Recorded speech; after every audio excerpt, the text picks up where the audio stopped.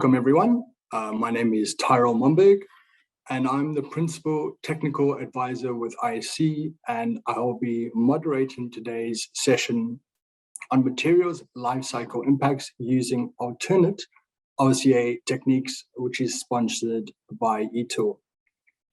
In the spirit of reconciliation, the ISC acknowledges the traditional custodians of country and their connections to land, sea, and community. We pay our respects to the elders past and present, and extend that respect to all Aboriginal and Torres Strait Islander peoples today. So today's session is sponsored by eTool, and the agenda for today is for eTool to briefly introduce their company and themselves. They will then provide a high-level overview of the Materials LCA Guideline document that was issued by the ISC in May of this year. And then they will spend some time talking through their LCA tool and explain how it is in the process of being approved as equivalent, which means essentially that it can be used in lieu of the IS materials calculator within an IS submission. We'll have plenty of time at the end to answer all of your questions. In terms of introductions, Maryia Perthen will be presenting today, and she is joined by Rob Campbell to answer any technical queries at the end. Maryia is an electrical engineer and business development manager at eTool. During her studies in Germany, she chose the environmental path and worked in the industry, providing renewable and electric vehicles. After moving to Australia, she dedicated her work to decarbonizing the construction industry by joining eTool in 2018. There are some housekeeping items to go through just before I hand over to Maryia. The chat function is turned off, but I would invite you all to submit your questions through the Q&A function, which you'll see at the bottom of your screens. And you can submit your questions throughout the presentation, and we will address these at the end. Now to hand over to Maryia. Thanks very much. Thank you, Ty. Thanks for the warm introduction. I'd like to share my screen quickly. Hope you can see it.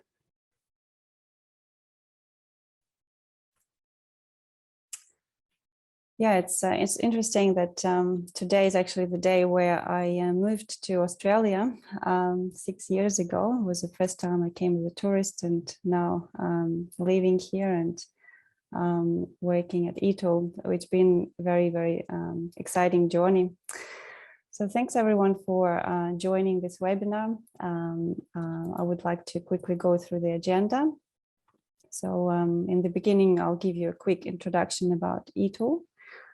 For those who don't know of eTool, and then talk about Materials LCA Guideline, and then provide a quick software demonstration to show how you can use LCA for RSO-6 credit, but also for other features. So for those who haven't heard of eTool, eTool serves the organizations who are aiming to lead the industry in delivering low carbon buildings and infrastructure. And we've been recognized for our integrity, teamwork, and passion for the environment. As you know, construction industry at the moment is going through a big shift towards net zero and even beyond. So at the end of the day, to meet Paris Agreement targets, we need to start building a low carbon infrastructure and buildings today and act. So what do we do? eTool is an LCA expert, and we also are members at GBCA, ISC, MECLA, and ALCAS. We've successfully consulted quite a few governmental organizations and councils on matters of providing them help with planning schemes and frameworks, and how to include performance-based approach, or LCA.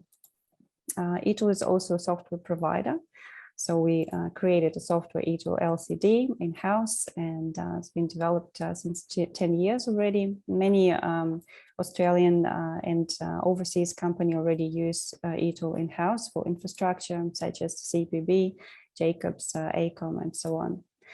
And finally, we also provide LCA consulting services. So we worked on a few iconic projects such as HS2 and Metronet from the Public Transport Authority, and in WA, and main roads in WA.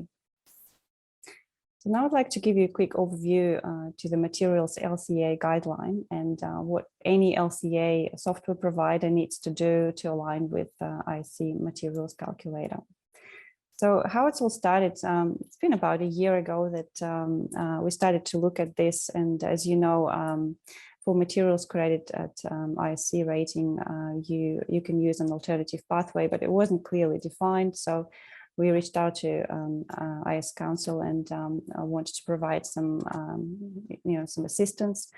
So the idea was really to allow many LCA providers to come up with their tools and with their LCA solutions for materials credit, RSO-6 or MET1.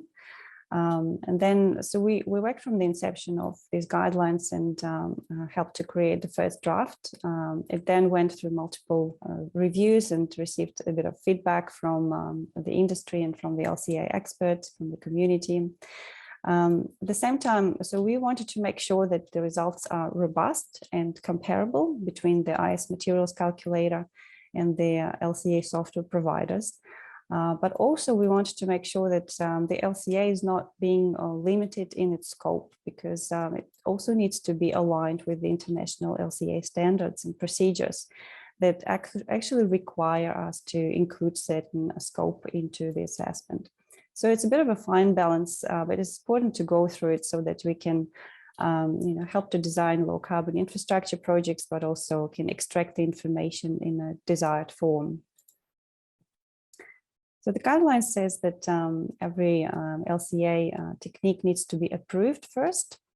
So to do so, you need to submit an alignment report and ISC equivalence procedure.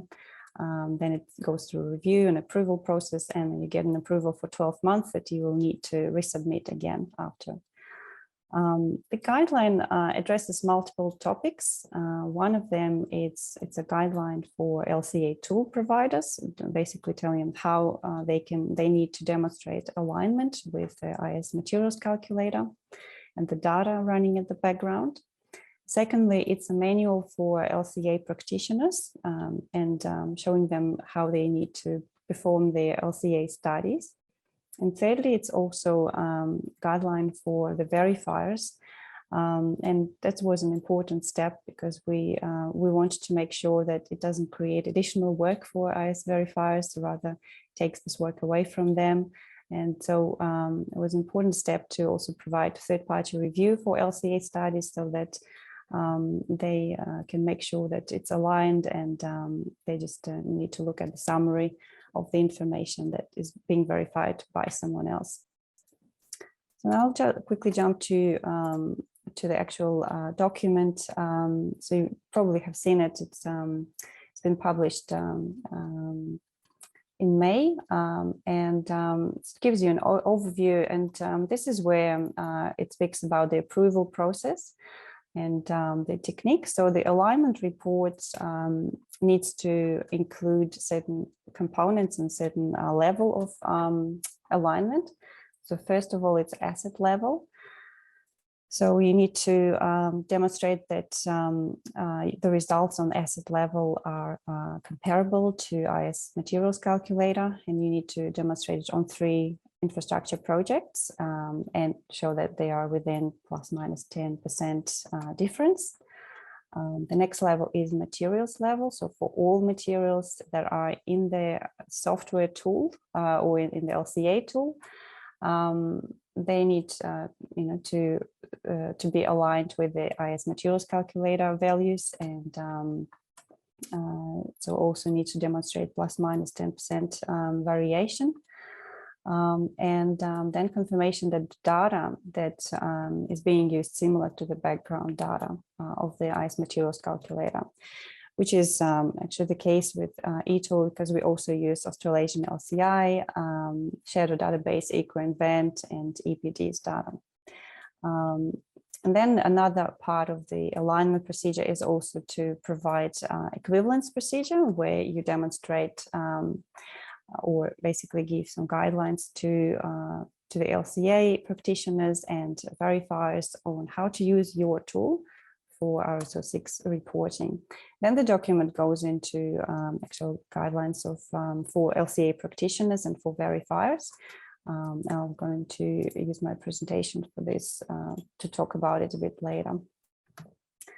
So for the LCA practitioners, so generally LCA studies need to follow international standards and guidelines, and would not want to bother you with talking about these standards, but it's already there. It's been used in many countries, and so it provides you really a very strict framework and principles and calculation methods on how to do LCA and how it should be reported. And so eTool has aligned our reports with these requirements, and we strictly follow them. So also LCA study for RSO-6 needs to include the following LCA modules.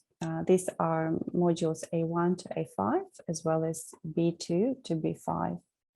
So as you can see, other modules such as B6 and B7, which are energy and water use in the operational stage, are not included, as well as C module not included into RSO-6 because they're covered in the different credits of IS rating. Then the LCA journey. So the results need to be summarized in a table and show the percentage of change by different indicators, including IS Enviro points. Also, you need to demonstrate how you're getting to these percentages of savings, and you need to provide a list of quantified strategies that you put forward to achieve a desired outcome. For quality assurance, international standards require LCA studies to be independently reviewed. So the third-party reviewer can be from within the organization if they meet certain requirements, or from outside as an external LCA consultant. So it gives a lot of certainty for those who review the documentation, that they don't need to make sure that it's met, so that the LCA study meets the requirement from the international standards, and so results also comparable internationally. Now let me provide a quick demonstration of eTool software and how you can use it for modeling of infrastructure projects. And so first, I'd like to note that so the intent of the whole LCA process was to ensure that an alternative LCA technique produces a similar or verifiable result, but it was not to turn in the alternative tool or LCA software into the IS Materials calculator. So you will see that the scope of assessment that is available in LCA tools, it can be much larger, and generally there are also more features that can benefit for your design. So these features are mainly that it's a design tool, right? It's rather than an assessment tool, it's a design tool, life cycle design. And we also have, we've got data import function. So there is beam integration, CSV files upload. So there is less prompt to human error. A very cool feature is bulk swap of the information. So when you can identify materials that you would like to swap, and it helps you to save lots of time. Another feature is lifecycle cost. So by switching from one indicator, from carbon, for example, to a dollar perspective, you will get your CapEx and OpEx over life of the project. And we also have automated reports. So you just focus on modeling, and you can print a report that is compliant to international standards, saves you heaps of time. And finally, eTool is actually a cloud-based carbon management platform. where you can have multiple projects and collaborate with users from within your organization or outside of your organization, and you can use this information from the completed projects for benchmarking, for carbon reporting, and for sharing the information and improving the designs as you get more and more information and IP. So just to remind again, RSO-6 scope is covering A1 to A5, as well as B2 to B5. Energy, water, end of life covered in different credits, whereas with eTool software, you can model not only RSO-6 scope, but also energy, water, waste, and end of life, recycled content. So for RSO-6 reporting, you kind of need to scope those modules out and report just on a certain amount of the LCA model. So that's enough from the theory. Finally, I jump on to the software. So as I said before, the software is cloud-based, and you can see here on the right side different projects. They can be, different assets. It could be typologies of the projects you're dealing with. You can copy and paste them. You can see there are different models. You can have a benchmark. You can have a concept design model for the same project. It can be 50% developed design, 100% developed final design, or as built. And you can see how all these results differ as you progress with design development. And also you see the overall emissions across all assets, so your final carbon footprint as well as savings. And I think it's also becoming more and more important to report on overall emissions across all assets, and also show how much emissions you are avoiding or saving. Here you have different users. They can jump in and out and collaborate on defined projects there, and that's how eTool is being used by large organizations such as HS2 and Public Transport Authority in WA. So they collaborate with subcontractors who do the actual LCA modeling for them, and then they keep the license and just allocate one seat to another user. So you can see here, you can purchase a certain number of seats and then allocate them to people who are involved, or say, okay, this is going to be only read-only user.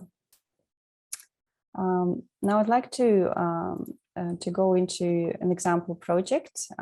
So I picked up a future station that is like an elevated station with rail infrastructure. Sometimes some projects can have, only infrastructure elements. Some of them will have also some building elements, and then your results will depend a lot based on that.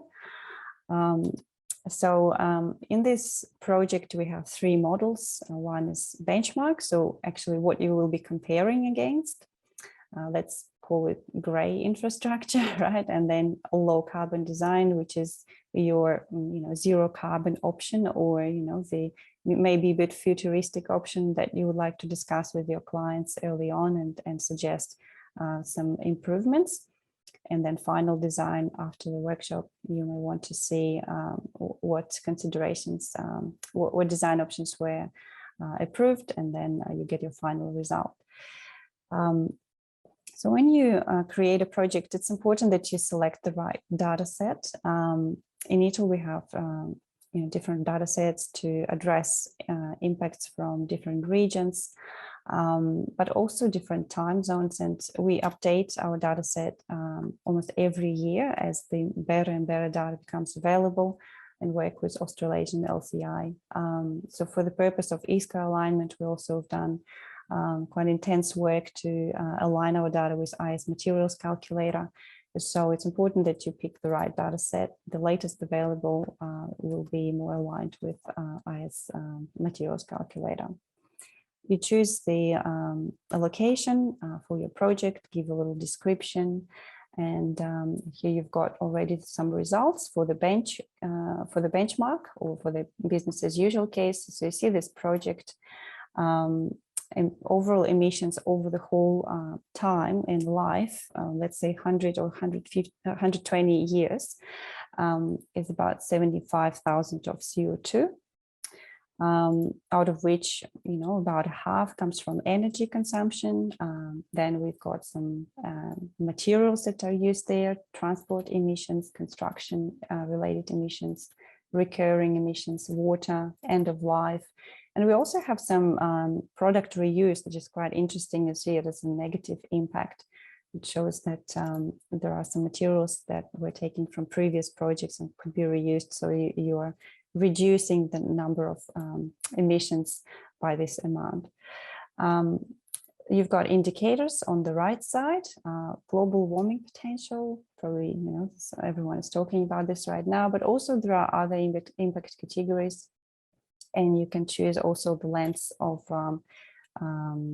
dollars or life cycle cost analysis. The whole model will turn into a life cycle cost analysis. So you will see how much approximately this project would cost and what would be the running cost as well as initial investment cost.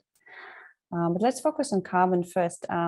So the next thing you need to do is to identify the modules, how you're going to report.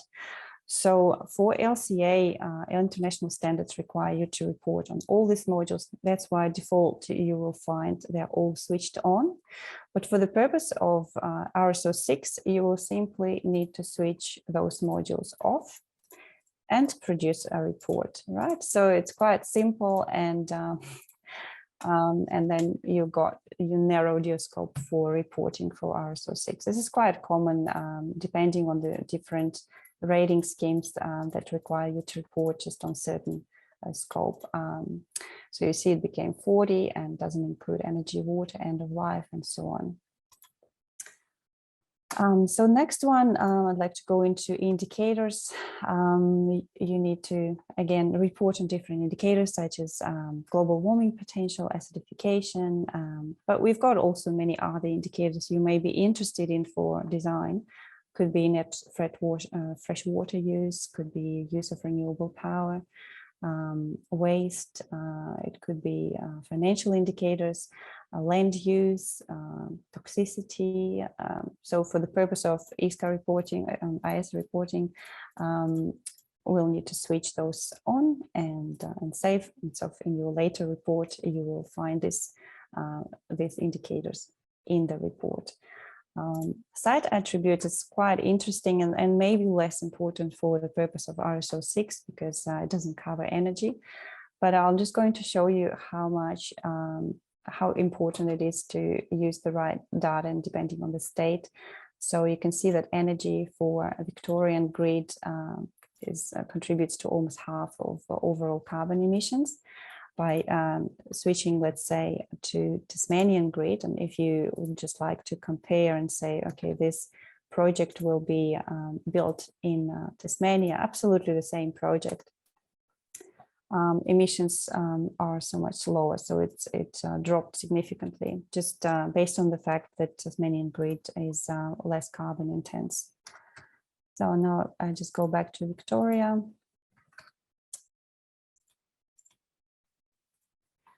And show you further. So financial indicators for life cycle cost analysis and quality checks. Quality checks are something that we implemented in the software to make sure that the reports and also the whole modeling is strictly following international standards for the LCA. And there are some requirements that are also covered in the LCA manual, such as geographical relevancy, precision, completeness, and so on. So when something is wrong and not working the right way, the software will notify you, and you will, get a call for action to fix it, right? So it also gives you some indications that you're following the process, and there are some automated checks. And two most important ones, I guess, are completeness. So when you will scope out certain modules, then the software will ask you to justify it. And again, this is required by the standards. It's not something we wanted to do in a way. as well as modules, those modules that are for RSO-6. You can simply say, okay, this is just for reporting for RSO-6, which is fine.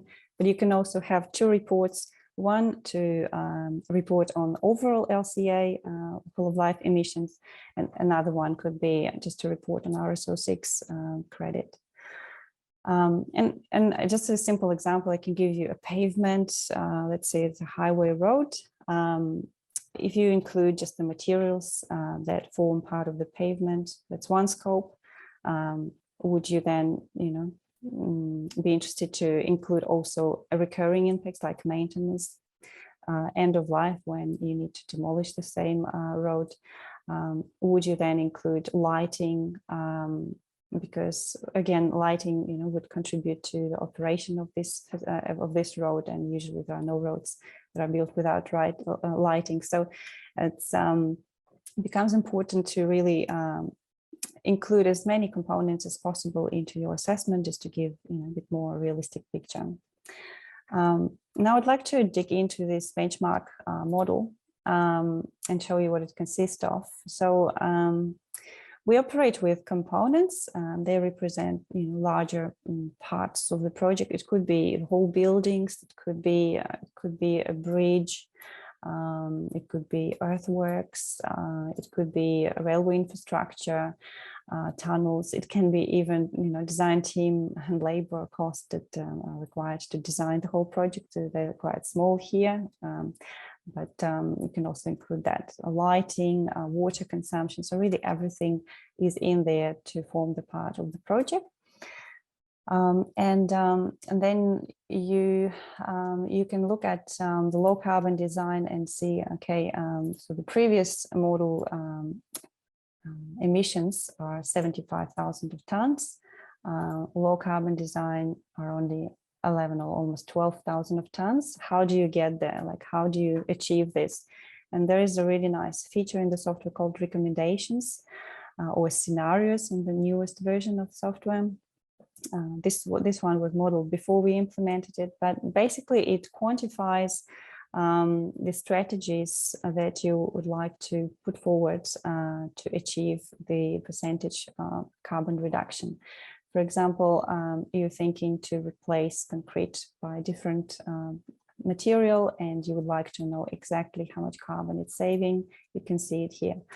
And so it kind of freezes the previous model and just does that particular change and quantifies it automatically for you. It can be really anything, like you can use the power of your creativity. For example, you can say, okay, I would like to know how much carbon it's going to save me if I work with a local ballast provider or a materials manufacturer. So you can see in this case, it's a very carbon intense material in this project. So it makes sense to focus on that and maybe try to reduce transport emissions that are here.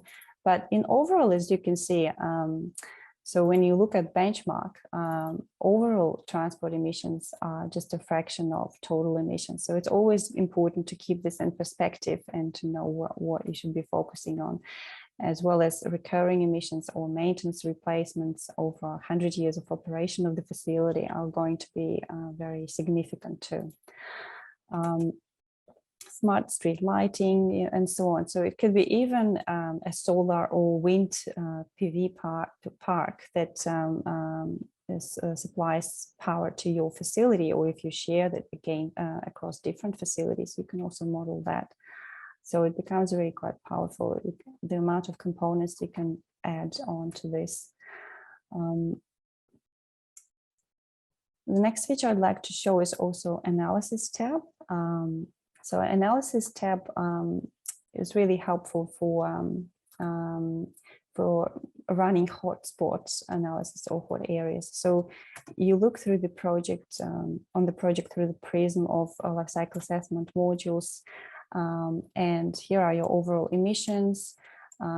Here you can see different, sub projects, and then you see in dark red what areas are causing more carbon. So you can really focus on them, and it's really helpful when you think about providing recommendations. So you really spend less time guessing, but really target those areas of concern.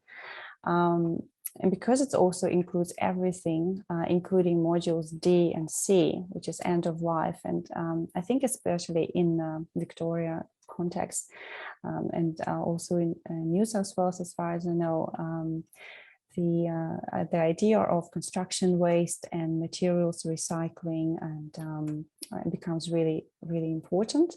So you can look at these elements separately here, and you can report on the overall recycled content of your materials in the project and how much carbon it helped you to save, as well as materials recovery. So it could be, how many materials you're using from previous projects that can be reused. So it really helps you to reduce emissions by a certain amount. And it's interesting that here you can see that it's negative, so it helps you to reduce it by 3,000 of tons, whereas total emissions for transport here, A4, are in similar number. So it becomes quite interesting to see how you can also offset certain emissions, through clever design.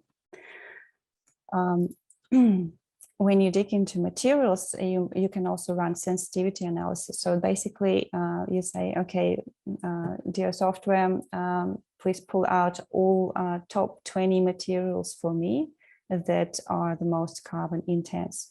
Again, this is really, really helpful because then you see all these materials displayed on which part of the project they are. And then you can focus on them. You can target those exactly and provide recommendations in trying to replace those materials, see, why is this the case? And it's often very eye-opening for the projects we've done LCA for in the infrastructure space, where they didn't realize that certain materials were really causing them headache. They didn't even know it before they've done LCA analysis. So that's really, really exciting. And I'd like now to just dig into one of the one of these templates and show you what else you can do. I thought I will probably just look at this one, rail infrastructure. So you can see nested templates here, what it consists of, what are sub-elements, but we can also just look at this particular component, thinking about materials. Okay, so this railway infrastructure, part of that would consist of metals and concrete and ballast. So as you can see, each product has a defined product life that comes from the data source that we're using as a default setting, and it has its emissions. So you can see that ballast in this particular case is, is more dominating the emissions here, and you can see that recurring emissions for that component are really also driving the carbon. So I want to think of materials that are really robust and going to serve you longer. And then that's kind of the highest level of detail we're dealing with. You can choose different materials. So in eTool, we have all materials that are part of the IS materials calculator, but we also have quite a few more. So if you can't find, if you would like to find a different material, you can always just pull this screen and try to enter it and find a different material and specify it and see how results will change then. Also, certain settings are default, again, based on the database that we're using. So for example, material life here set as default 15 years.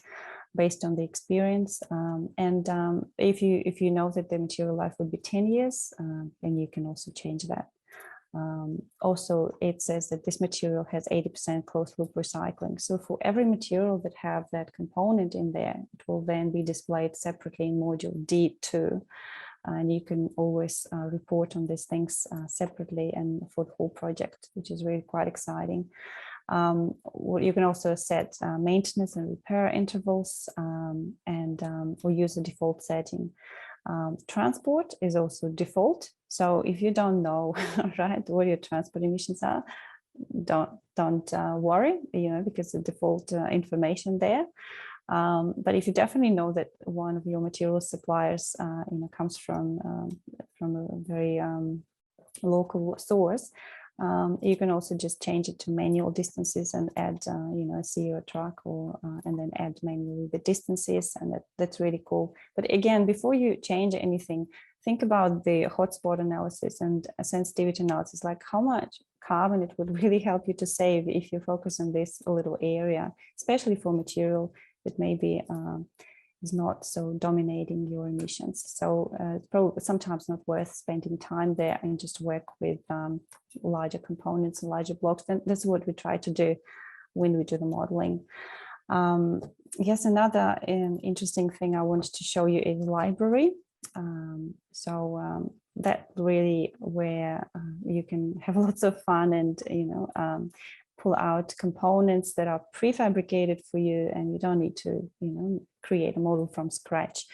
I'd say I'd like to look at find maybe pavement for my road. So it says okay, highway pavement here, and I would like also to have a component to it, which is lighting. Just examples that I showed before. Here we go, highway lighting standard. So you see that the highway here is pre-modeled for you. It's all typical materials and levels that pavement will consist of. You can use it as it is, right, for high level and early LCA assessment, because it already has quantity, so you can scale it up and down and provide really quick high level results. And focusing on those areas, you can add light as well, and look at the components that are how it's made, and here's operational energy, and you can just add it, make a joule, and so it's really quite flexible. And what we really strongly encourage our users to do is to spend less time modeling from scratch and really try to use what is already there. And we've got lots of templates, having worked on many infrastructure projects, that you can already use for early LCA stages, and provide quick results. Because often from our experience has been so far that we get to do LCA very late when the project is under construction, and then it's very difficult to come up with ideas and really say, okay, you could have done this and that, because these ideas can no longer be implemented. That's a big shame, because if LCA would have been done earlier, then you would have so much bigger chances to achieve a really impressive outcome. Okay, so just I guess quickly repeating what I've covered: carbon management platform, optimized components, understanding your embodied carbon, hotspot analysis, sensitivity analysis. You can dig into materials options and design them better, and also play around with different components. We do have EPDs library as well, and templates library. Here are a few case studies. So the largest project in the infrastructure space we're working on at the moment is HS2, which is high-speed railway in the UK, the largest infrastructure project in Europe. So they simply set a 50% carbon reduction target for the entire portfolio. So every single station, every single rail has to achieve this target. It's really very challenging. But their scope of assessment includes energy as well. So it's different scope compared to RSO-6. It's something also to keep in mind. So it's easier to achieve these targets when you include energy. And then the software is being used to achieve LCA reports, to get them for BREEAM infrastructure tool, as well as to collaborate with subcontractors. So HS2 engages different organizations that do the modeling for them, and HS2 just keeps the models inside of the software and provide reporting on carbon and emissions. And PTA WA also uses eTool in a similar manner. So all Metronet projects need to conduct an LCA to use it in early planning and also demonstrate reduction, not only of materials, but also energy, water, land use, and also the LCA can be used in conjunction with life cycle assessment, life cycle cost assessment, to run more cost-efficient options. And this is a little example that we've modeled based water station. We've got it on our website.